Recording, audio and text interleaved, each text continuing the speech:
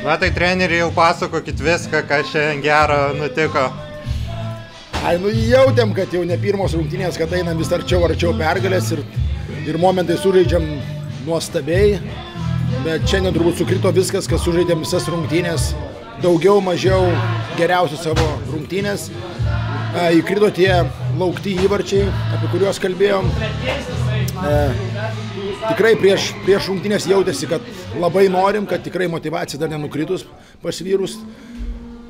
Tai dabar tuo džiaugiamės. Aišku, žaidėm tikrai prieš bent jau kokių 10 gerų žaidėjų iš Latvių komandos veteranų, kuriem tos sunkios minutės nemotais ir jie vis grįžinėjo atgal, visi muždavo tos svarbius įvarčius ir vijosi iš paskos, bet atlaikėm, išlaikėm, blokavom metimus, kada reikėjo ir visą kitą.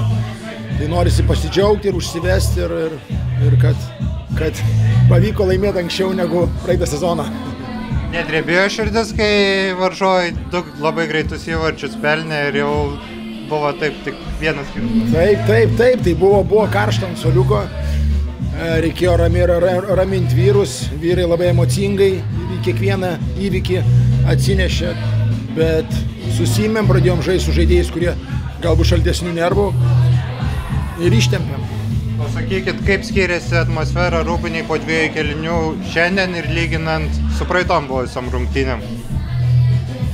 Aš net nebūčiau pastebėjęs, kad po 2 kėlinių buvo kitaip negu prieš tai, nes buvo skupimo lygis toks pats kaip ir kituose rungtynėse, bet jautėsi labai trečias kėlinys šių varžybų. Tai labai jautėsi ant suoliuko kokia atmosfera.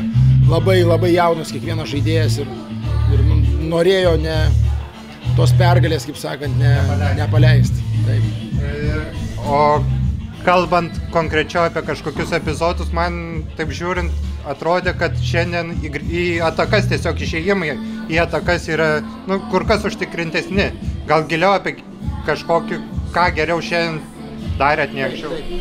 Aleksas atėjo žaisti į pirmą penketą, į pirmą trejetą vietoj Mažulio ir tas labai gerai suveikė nuo pat pradžių.